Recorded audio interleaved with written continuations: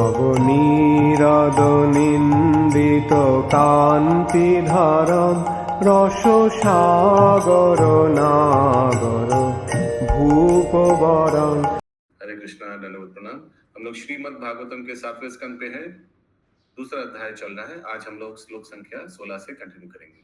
Shrimad Bhagavatam 7.2.16 onwards. सब मेरे बात दोहराइए। 16 नंबर श्लोक। एवं विप्रकृते लोके एवं विप्रकृते लोके दैत्येन्द्रानुचरेत् मुहुः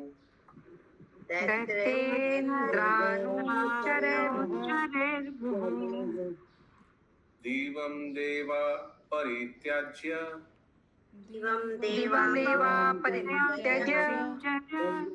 भुवि चेरुरलक्षिता।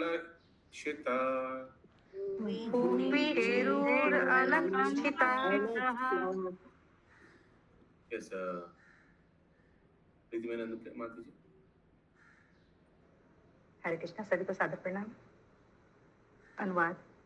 इस प्रकार हिरण्यकश्यपु के अनुयायियों द्वारा बारंबार अप्राकृतिक घटनाओं के रूप में सताए जाने पर सभी लोगों ने बाध्य होकर वैदिक संस्कृति की समस्त गतिविधियां बंद कर दी। देवतागण भी यज्ञों का फल न पाने के कारण विचलित हो उठे। उन्होंने स्वर्गलोक के अपने अपने आवास त्याग दिए और असुरों से अदृश्य रहकर विनाश का अवलोकन करने हेतु वे पृथ्वी लोक में इधर उधर विचरण करने लगे।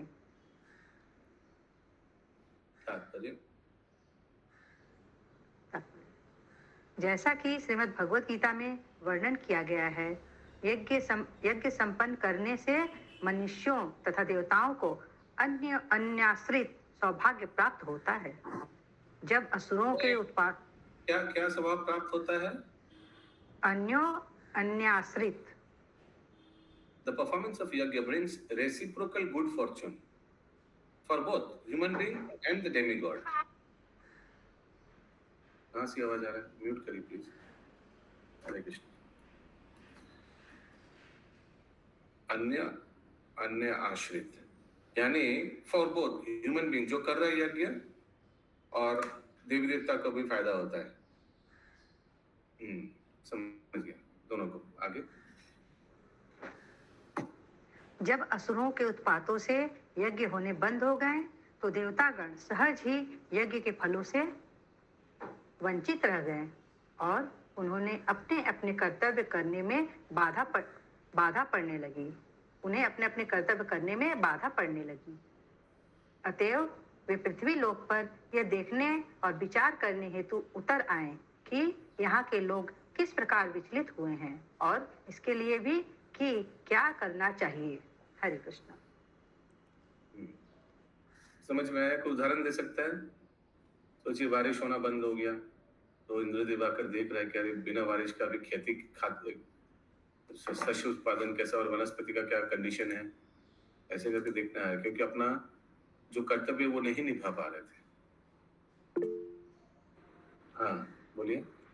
तो हरे कृष्ण प्रभु, इसका मतलब कि जो ह्यूमन बीइंग जो हम लोग यज्ञ वगैरह यहाँ करते हैं उसका फल डेमिगॉड्स को मिलता है because they became weak जब हम यहाँ पर because of disturbance। फल देवी देवता के फल माने उसका आहुति आप देवी देवता को आहुति इसलिए naturally became bereft of the results of yajna and they left their houses। that means the जो यज्ञ वगैरह होते।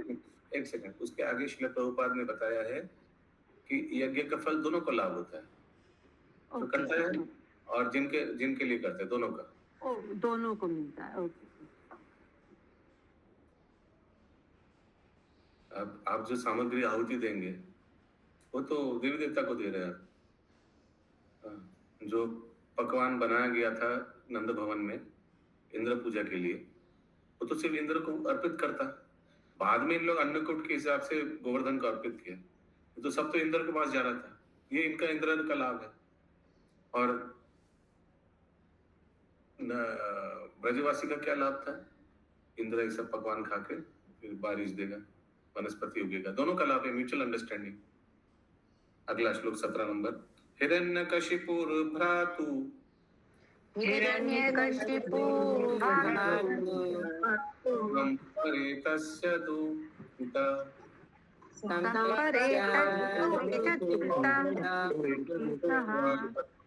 आदीनि कृत्वा कठोरकादीनि पुत्रान् अशान्तवायात् भ्रातृपुत्रान्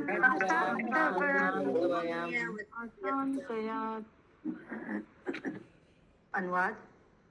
अपने भाई की अंत्येष्टि क्रिया संपन्न कर लेने के पश्चात हिरण्यकशिपु ने अत्यंत दुखित होकर अपने भतीजों को सांत्वना प्रदान करने का प्रयास किया। हरे कृष्ण।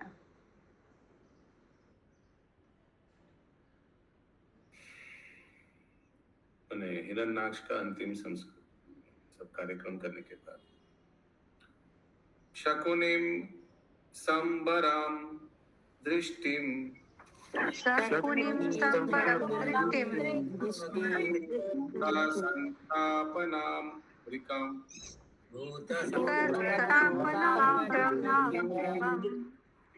कालनाभम महानाभम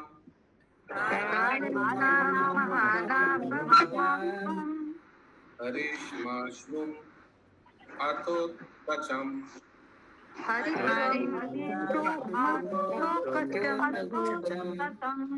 तन्मातरम ऋषभानुम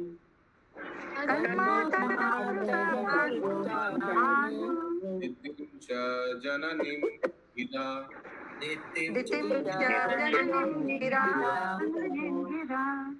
कृष्णया देशकालज्ञ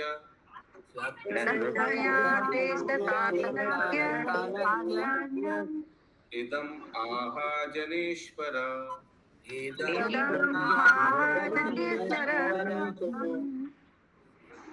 अनुवाद। हे राजन, हिरण्यकश्यपु अत्यंत क्रुद्ध था, किंतु महान राजनीतिज्ञ होने के कारण वह देश तथा काल के अनुसार कर्म करना जानता था। अतएव वह अपने भतीजों को मृदु वचनों से सांत्वना देने लगा। इनके नाम थे शकुनी, संबर, धृति, भूत संतापन, वृक्र, कालनाभ, महानाभ, हरिश्मश्रु तथा उत्कच।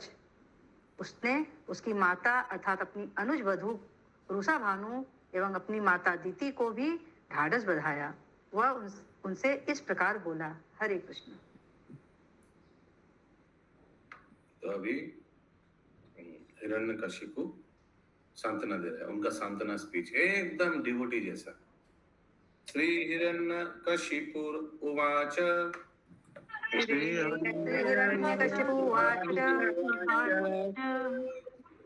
अम्बा अम्बा हे वधूपुत्र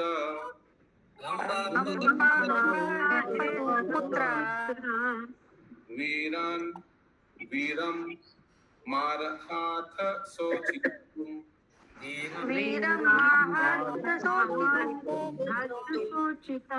और अभिमुखे श्लाघ्य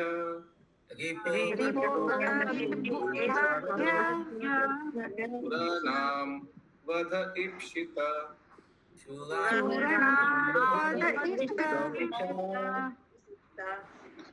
हरे कृष्ण प्रभु जी। अब जैसे हिरण्यकशिपु वाचा आ गया है, मतलब कि अब वो स्टोरी, मेन स्टोरी शुरू हो गया ना, उनका खत्म हो गया नारद मुनि जी का। खत्म हो गया नहीं, वो अभी भी कोट कर रहे हैं,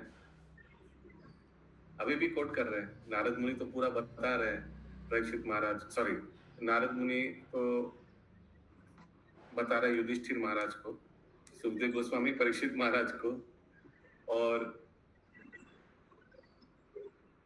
सनकादि ऋषि को सुत गोस्वामी, तीनों चल रहा है एक साथ।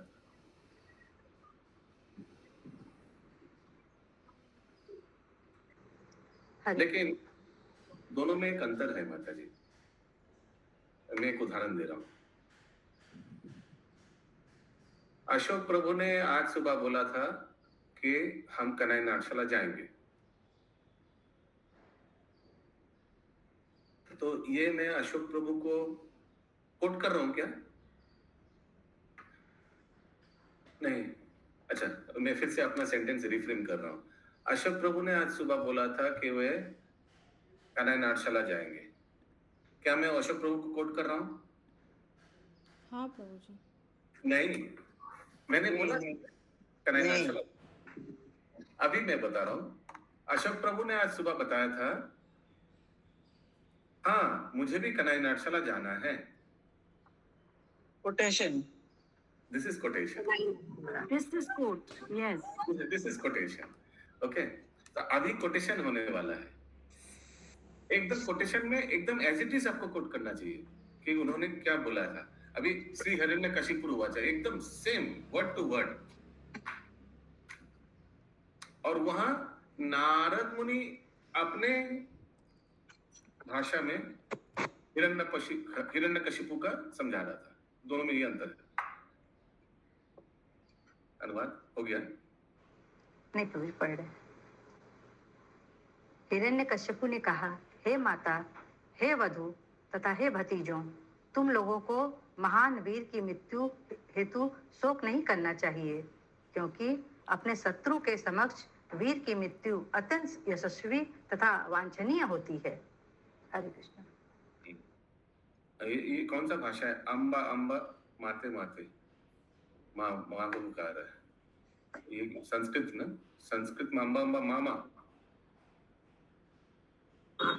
अम्बा मतलब माही। माई होता है ना संस्कृत में। ओके, अगला श्लोक। भूतानाम इह संवाश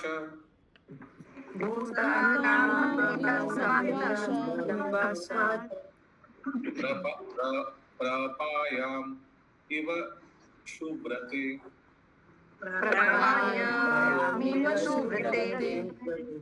देविनैकात्र नीतानां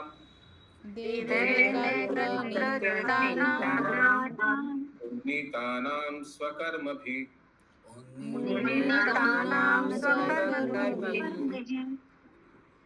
अनुवाद। हे माता, किसी भोजनालय या प्याऊ में अनेक यात्री पास पास आते हैं, किंतु जल पीने के पश्चात वे अपने अपने गंतव्यों को चले जाते हैं। इसी प्रकार जीव भी किसी परिवार में आकर मिलते हैं, किंतु उसके पश्चात अपने अपने कर्मों के अनुसार वे अपने अपने गंतव्यों को चले जाते हैं। इससे क्या पता चलता है? उस समय में भोजनालय थे, हाँ, रेस्टोरेंट। हरे कृष्ण प्रभु जी, इतना ज्ञानी होते हुए भी भगवान से शत्रुता करते हैं। नहीं, ज्ञानी थे, भक्त नहीं थे। देखिए, भगवान का अभी तक कुछ उल्लेख नहीं है। इस सब को क्या बोलते हैं? नैतिक ज्ञान ना, नैतिकतावाद, जैसे क्या है,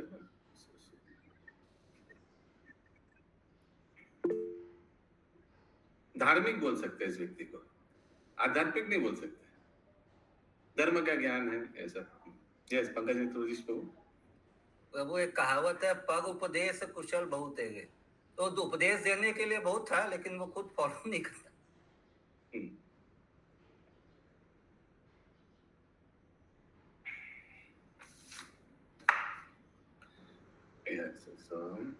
तात्पर्य। एक सेकंड। तो similarly living entities join together in a family and later as a result of their own action they are led apart. So अभी हिरण्यकशिपु इसलिए बिछड़ गया है, ठीक, वो अपना अपना यात्रा में है। तात्पर्य। प्रकृते क्रियमाणानि गुणे कर्माणि सर्वशः अहंकार विमूढ़ात्मा कर्ता हम इति मन्यते। मोहग्रस्त जीवात्मा भौतिक प्रकृति के तीनों गुणों के प्रभाव में आकर अपने आप को उन कर्मों का कर्ता सोचने लगता है जो वास्तव में प्रकृति द्वारा संपन्न होते हैं। श्रीमद् भगवद गीता 3.27। सभी जीव प्रकृति के आदेश अनुसार ही कर्म करते हैं, क्योंकि भौतिक जगत में हम पूरी तरह से उच्चतर नियंत्रण में रहते हैं। सभी जीव इस भौतिक जगत में इसलिए आए क्योंकि वे भगवान श्री कृष्ण की तरह भोग करना चाहते हैं, और इस प्रकार वे भौतिक प्रकृति द्वारा भिन्न भिन्न मात्राओं में बद्ध होने हेतु भेजे गए हैं। भौतिक जगत में तथाकथित परिवार एक घर में ऐसे अनेक व्यक्तियों का सम्मिलन है जिन्हें अपना बंदी जीवन बिताना होता है। जिस प्रकार जेल में बंदी अपराधी अपनी अवधि पूरी होने के बाद छोड़े जाने पर बिखर जाते हैं, उसी प्रकार हम परिवार के सदस्य जो अस्थायी रूप से एकत्र हुए हैं अपने अपने गंतव्यों की यात्रा करते रहेंगे। एक अन्य दृष्टांत दिया जाता है कि परिवार सदस्य उन तिनकों की तरह है जो नदी की लहरों में साथ साथ बहते रहते हैं। ये तिनके कभी कभी भंवर में पास पास आ जाते हैं और पुनः उन्हीं लहरों द्वारा विलग भी कर दिए जाते हैं तथा अकेले जल में तैरने लगते हैं। यद्यपि हिरण्यकश्यपु दैत्य था, किंतु उसे भौतिक ज्ञान और समझ थी। फलस्वरूप उसने अपने पारिवारिक जनों को, अपनी अनुज वधू, अपनी माता तथा भतीजों को जो सलाह दी वह बहुत उत्तम थी। यद्यपि दैत्यों को ज्ञान में अत्यंत बढ़ा चढ़ा माना जाता है, परंतु वे श्री भगवान की सेवा में अपनी उन्नत बुद्धि का प्रयोग न करने के कारण ही दैत्य या असुर कहलाते हैं। किंतु देवतागण बड़ी ही बुद्धिमानी से पूर्ण पुरुषोत्तम भगवान को प्रसन्न रखने हेतु कर्म करते हैं। इसकी पुष्टि श्रीमद् भागवतम 1.2.13 में इस प्रकार हुई है। अतः में द्विज्येष्ठा वर्णा, ठीक से पढ़िए। अतः पुंभी द्विज श्रेष्ठा, अतः द्विज्येष्ठा वर्णाश्रम विभागस स्वतिष्ठस्य स्वनुतिष्ठस्य धर्मस्य संसिद्धि हरितोषणम। अतः हे द्विजश्रेष्ठ, यह निष्कर्ष निकलता है कि मनुष्य वर्ण तथा आश्रम के विभाग के अनुसार अपने नियत कर्तव्य धर्म करता हुआ जिस सर्वोच्च सिद्धि को प्राप्त कर सकता है वह है भगवान श्री हरि को प्रसन्न करना। देवता या देवतुल्य बनने हेतु मनुष्य को चाहिए कि वह पूर्ण पुरुषोत्तम भगवान को प्रसन्न करे, चाहे उसकी वृत्ति कुछ भी हो। हरे कृष्ण।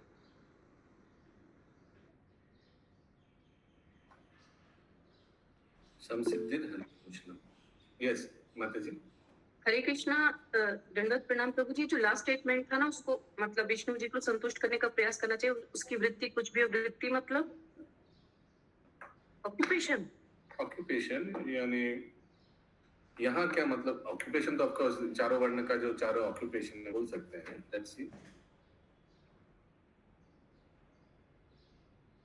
हाँ वही है, क्योंकि उसका आगे वाला लाइन देखिए, पढ़िए उसके आगे वाला लाइन सेंटेंस। प्रीति में माता जी आप पढ़िए ना प्लीज। हाँ, देवता या देवतुल्य बनने हेतु मनुष्य को चाहिए कि वह पूर्ण पुरुषोत्तम भगवान को प्रसन्न करे, चाहे उसकी वृत्ति कुछ भी हो। नहीं, ये तो लास्ट वाला पढ़ लिया आपने फिर से। अब बोला उसका आगे वाला पढ़िए। सर, श्लोक के बाद वाला पढ़ रहे। अतः हे द्विज श्रेष्ठ, यह निष्कर्ष निकलता है कि मनुष्य वर्ण तथा आश्रम के विभाग के अनुसार अपने बस वर्ण तथा आश्रम के विभाग। सो उसका वृत्ति क्या होगा? चार वर्ण का वृत्ति है ना? चार वर्ण का वृत्ति होता है, आश्रम का वृत्ति होता है। ब्राह्मण क्षत्रिय वैश्य शूद्र का वृत्ति है। अगला श्लोक 22 नंबर। नित्यात्मा व्यय शुद्धा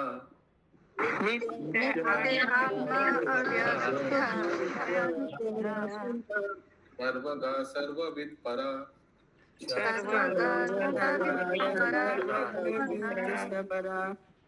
धत्या स्वात्मनो लिंगम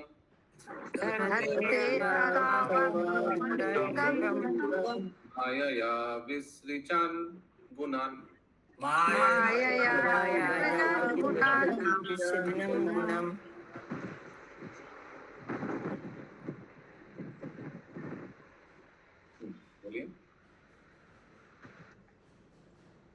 अनुवाद।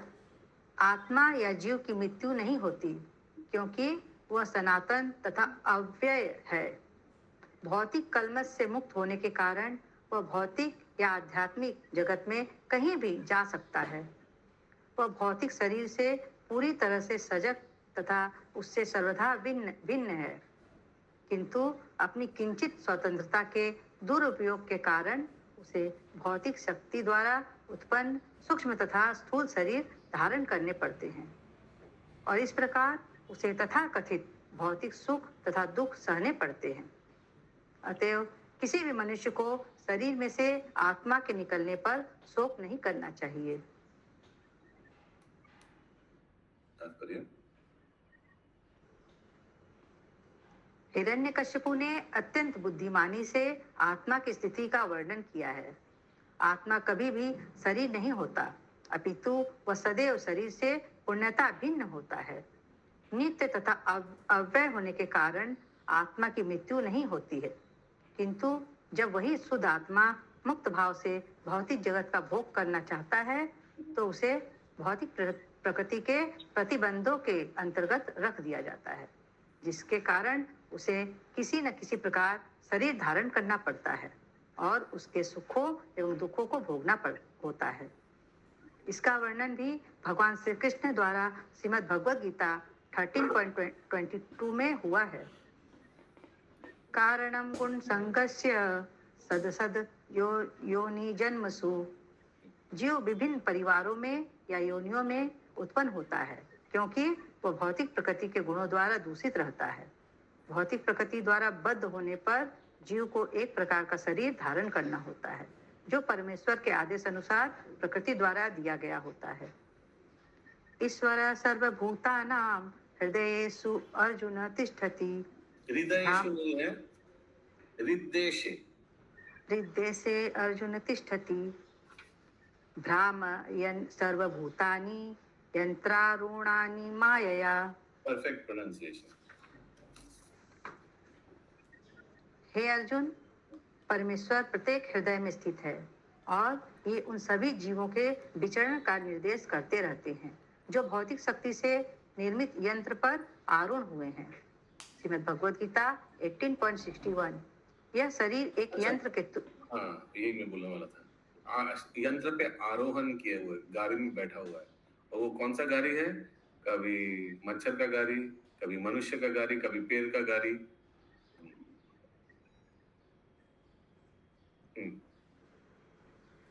यह शरीर एक यंत्र के तुल्य ही है और जीवों को उसके कर्म के अनुसार भौतिक प्रकृति के वशीभूत होकर इधर उधर विचरण करने हेतु विशेष प्रकार का यंत्र प्रदान किया जाता है। यह तब तक चलता रहता है जब तक वह पूर्ण पुरुषोत्तम भगवान की शरण में नहीं जाता। मामेव ये प्रपद्यन्ते माया मेताम तरन्ति ते। बिना शरण में गए बद्ध जीव को भौतिक प्रकृति के व्यवस्था से एक जीवन से दूसरे जीवन में ले जाया जाता है। हरे कृष्ण। एक गाड़ी से दूसरा गाड़ी। अगला श्लोक 23 नंबर कहाँ तक है? एक मिनट देख लेते हैं।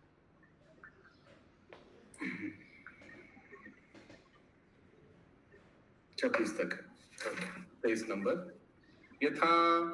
यथाम भाष प्रचालता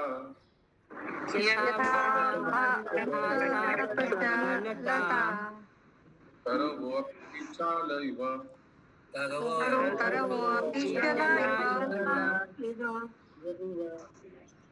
चक्षुषा भ्रम्यमानेन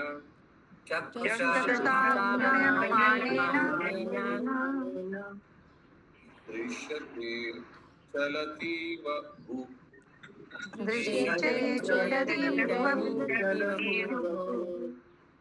अनुवाद। जल की गति के कारण नदी के तटवर्ती वृक्ष जल में प्रतिबिंबित होकर गति करते हुए प्रतीत होते हैं। इसी प्रकार जब आंखें किसी मानसिक असंतुलन के कारण चलती रहती हैं तो धरती भी घूमती प्रतीत होती है। और एक बार, जब जल की गति के कारण नदी के तटवर्ती वृक्ष जल में प्रतिबिंबित होकर गति करते हुए प्रतीत होते हैं। इसी प्रकार जब आंखें किसी मानसिक असंतुलन के कारण चलती रहती है तो धरती भी घूमती प्रतीत होती है। तो ये क्यों उदाहरण दे रहे हैं हिरण्यकशिपु को?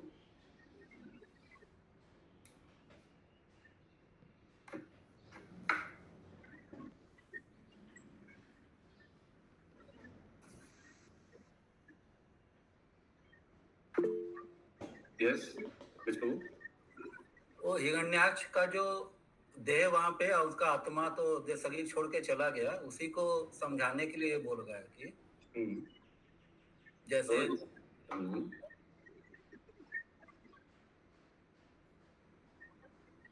तो जैसे भ्रम में अनुभव करता है शराबी की ये धरती घूम रहा है, लेकिन वो तो वहीं रहता है, धरती तो अपना मतलब गति से चलता है। वैसे आत्मा जो है अपना गति से चल रहा है, हम लोग को भ्रम के कारण उस देह के कारण अपना मान रहे हैं। Yes correct. तात्पर्य? कभी कभी मानसिक असंतुलन के कारण धरती घूमती प्रतीत होती है। उदाहरण, यस कंटिन्यू करिए गायत्री अधिका माता जी।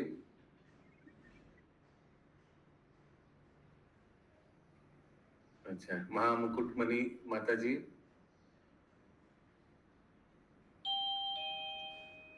हरे कृष्णा प्रभु जी। सादर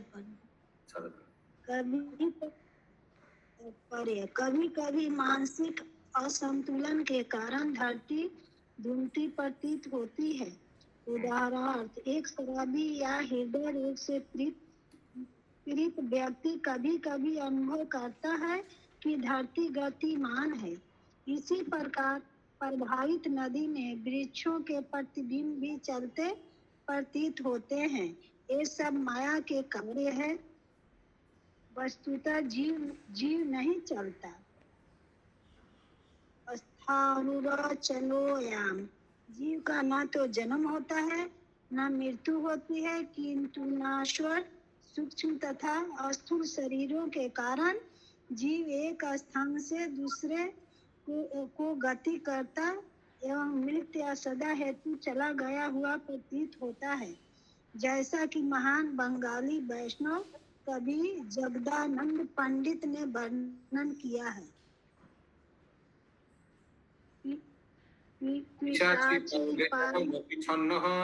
मायाग्रस्त जीवेर হয় সেই ভাব উদয়। प्रेम विवर्ते के इस कथनानुसार जब जीव भौतिक प्रकृति द्वारा बद्ध होता है तो वह ऐसे व्यक्ति की तरह होता है जिसे भूत प्रेत सताते हैं। अतएव मनुष्य को आत्मा के स्थिर पद को समझना चाहिए और जानना चाहिए कि वह किस प्रकार भौतिक प्रकृति के लहरों के द्वारा शोक तथा लालसा के अंतर्गत विभिन्न शरीरों तथा विभिन्न पदों तक ले जाया जाता है। मनुष्य को जीवन की सफलता तब मिलती है जब वह अपनी स्वाभाविक स्थिति को समझता है और प्रकृति द्वारा उत्पन्न परिस्थितियों से विचलित नहीं होता। प्रकृति क्रिया मरारी गुर कर्मारी सर्वस्व। यस माता जी। हरे कृष्णा प्रभु जी, लाइन आते हैं मनुष्य को आत्मा के स्थिर पद को समझना चाहिए। स्थिर पद मतलब आत्मा की क्वालिटीज ना, जो भगवत गीता में दी हुई है 12 या 13 चैप्टर में। यानी शरीर बदलने के कारण टलमल हो रहा है, प्रतीत हो रहा है। जैसे वहां पानी हिलने की वजह से पैर हिलने लग रहा था, लेकिन एक्चुअली आत्मा तो सच्चिदानंदमय है। यही आत्मा तो विचलित नहीं होता है। आत्मा तो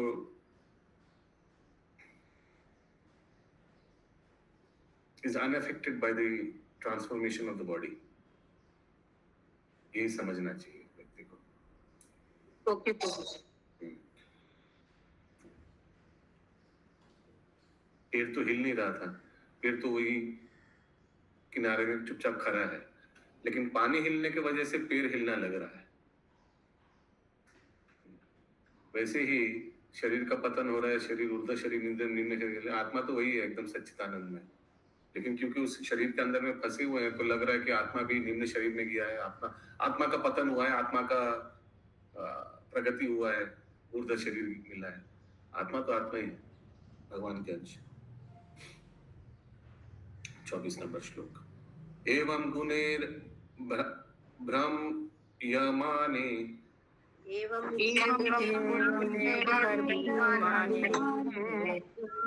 मनस्य विकलापमान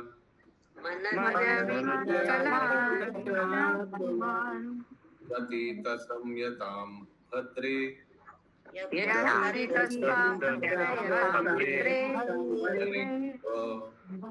लिंगवानिव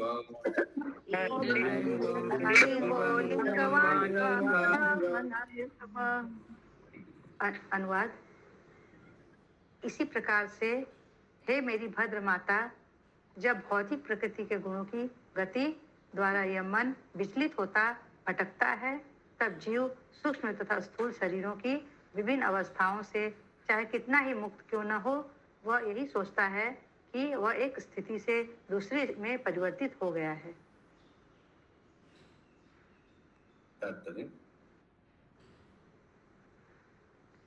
जैसा कि श्रीमद् भागवतम 10.84.13 में कहा गया है, यस्यात्मा बुद्धि कूणपे विधातु नहीं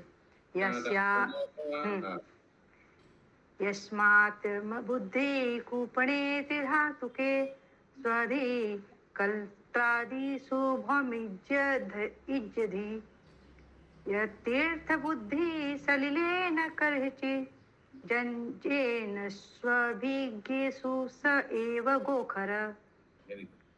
जो मनुष्य 3 तत्वों से बने शरीर को आत्मा के रूप में पहचानता है, जो अपने शरीर से उपजातों को अपना सगा मानता है, जो अपनी जन्मभूमि को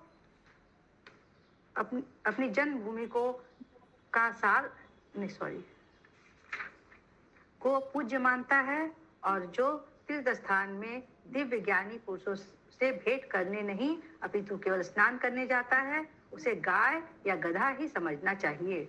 चलिए फिर से एक करके पढ़ते हैं, ठीक है? पहला वाला फिर से बोलिए। जो मनुष्य 3 तत्वों से बने शरीर को आत्मा के रूप में पहचानता है। 3 तत्वों से बना है, 5 तत्व ही पकड़ते हैं, ठीक है? शरीर को आत्मा समझता है, तो मैंने भौतिक स्थिति में। नेक्स्ट, जो अपने शरीर से उपजातों को अपना सगा मानता है। तो मेरे बच्चे मेरा है, दूसरे के बच्चे वो मेरा नहीं है, तो उनको भेदभाव करेंगे। तीसरा, जो अपनी जन्मभूमि को पूज्य मानता है। हाँ, मैं ऑस्ट्रेलियन हूँ, तो ऑस्ट्रेलिया जिंदाबाद, ऑस्ट्रेलिया जीतना चाहिए, इंडिया हारना चाहिए। जो तीर्थ स्थान में दिव्य ज्ञानी पुरुषों से भेंट करने नहीं अपितु केवल स्नान करने जाता है। नहीं, मैं कैसे बोलूं, मैं तो एक्चुअली इसीलिए जाता हूँ। लेकिन हाँ, तो सिर्फ स्नान नहीं करना चाहिए, उस स्थान के बारे में महत्व जानना चाहिए, क्या भगवान से कैसे संबंध। कन्हाई नाटशाला पर हुई थी, कन्हाई नाटशाला। अरे मत बोलिए, इसीलिए जा रहा है। लेकिन भगवान से कैसे वो तीर्थ जुड़े हुए हैं, हाँ, वो सब समझना चाहिए। आगे बोलिए। उसे गाय या गधा ही समझना चाहिए। हाँ, तो शारीरिक स्थिति में है, इसलिए पशु तुल्य है, पशु शारीरिक स्थिति में रहता है। आगे, यद्यपि हिरण्यकशिपु एक महान असुर था, किंतु वो आज की जनता के समान अल्पज्ञ न था। उसे आत्मा तथा सूक्ष्म एवं स्थूल शरीरों का स्पष्ट ज्ञान था, किंतु अभी हम इतने पतित हो चुके हैं कि बड़े बड़े विज्ञानी, दार्शनिक तथा नेता सहित प्रत्येक व्यक्ति देहात्म बुद्धि के अधीन है, जिसकी शास्त्रों द्वारा निंदा की गई है। बोलिए माता। हरे कृष्ण प्रभु। प्रभु महान क्यों बोला गया हिरण्यकशिपु को? महान वर्ड यूज किया गया। महान यानी देखिए, वही मैं बता रहा था, धार्मिक व्यक्ति था, ये सब तत्व उनको मालूम था, ये सब तत्व जानना भी तो अच्छा है, नास्तिकता से अच्छा है। महान वर्ड मतलब प्रभु बहुत अच्छे लोगों पे यूज करता, तो असुर भी बोला गया, महान भी बोला गया। वो लाइन क्या था बताइए एक बार, सेंटेंस हम भूल गए एक्चुअली, कहाँ महान लिखा था? महान असुर पढ़िए प्रीतिमय माता जी। यद्यपि हिरण्यकशिपु एक महान असुर था। अच्छा, महान असुर था। हाँ, तो महान तो असुर था, सबको अपने कंट्रोल में लाया, देवी देवता को, तो महान तो एक था, उसमें क्या? असुरों में तो महान था। हमसे जो धार्मिक है उसी लिए सेंटेंस पढ़ना जरूरी है। हाँ बोलिए अशोक प्रभु। क्योंकि बाकी असुर उतने ज्ञानी नहीं थे, ये वो ज्ञान सही था, इसलिए वो महान कहा गया है। बाकी असुर से तो महान था, सब देवी देवता को अपने वश में लाया, इंद्र को पूछा लगा रहा था, पराक्रमी था, पराक्रमी था, तत्व ज्ञान उसको था। वो भी है। आगे पढ़िए।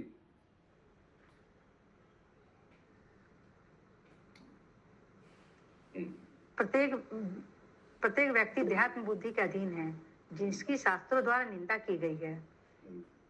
स एव गोखर, ऐसे व्यक्ति गायों तथा गधों के तुल्य हैं। गोखरा, गोखरा गाय या गधा। यस, करुणा राधे माते। इनफैक्ट इसमें श्री प्रभुपाद जी ने लिखा है कि according to Hiranyakashipu was better than the present scientist, philosophers and the leaders, जो कि बिल्कुल बॉडीली कंसेप्ट पर है। उनको तो उतना भी ज्ञान नहीं जितना हिरण्यकशिपु को था, इसीलिए उन्होंने ये लिखा है कि was a great demon. Yes, correct. तो एटलीस्ट उनको ये शरीर और आत्मा का फर्क तो पता था, पर आजकल के जो फिलोसोफर, सो कॉल्ड साइंटिस्ट, जो अपने आप को बहुत पढ़ा लिखा मानते हैं, बहुत हाई, ये उनको तो इतना भी नॉलेज नहीं, so they are worse than him. Absolutely, अच्छा से आप जैसा उन्होंने कहा है। Very carefully you are studying, very nice. Yes, आगे।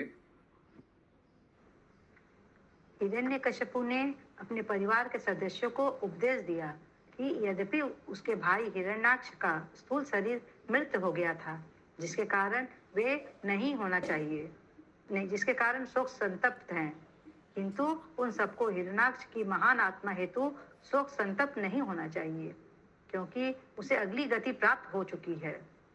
आत्मा सदैव अपरिवर्तित रहता है। अविकाल पुमान, हम आत्माएं हैं, किंतु जब हम मानसिक क्रियाकलापों, मनोधर्म द्वारा बहा लिए जाते हैं, तब हमें तथाकथित बद्ध भौतिक जीवन भोगना पड़ता है। ऐसा प्रायः अभक्तों के साथ होता रहता है। हरा व भक्तस्य कुतो महद गुणा, भले ही अभक्तों में उच्च भौतिक गुण हो, किंतु वे अल्पज्ञ होने के कारण उनमें एक भी उत्तम गुण नहीं रहता। भौतिक जगत में बद्ध जीव की समस्त उपाधियां सब के अलंकरण के तुल्य है। बद्ध जीव को आत्मा तथा इस भौतिक संसार के प्रभावों से परे उसके उच्च अस्तित्व का कोई ज्ञान नहीं होता। हरे कृष्ण। तो बाहर लगता है कि बहुत धार्मिक है, बहुत ये है, संसार में भी ऐसे बहुत व्यक्ति मिलेगा। आज का अंतिम 25 था ना, 26 था, हाँ 26 तक है, 25-26 एक साथ है। एष आत्मा विपर्यासो,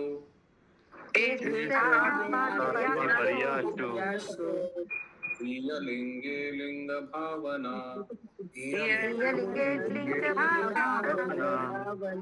प्रिय प्रिय योगो, योग कर्म संस्मृति,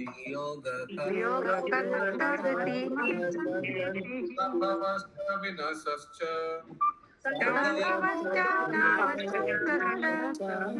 शोकश्च विविधा स्मृता,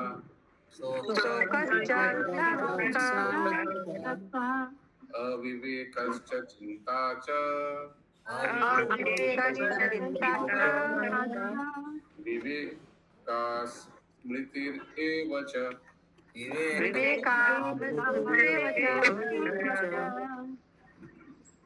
अनुवाद। मोहावस्था में जीव अपने शरीर तथा मन को आत्मा स्वीकार करके कुछ व्यक्तियों को अपना सगा संबंधी और अन्य व्यक्तियों को बाहरी व्यक्ति मानने लगता है।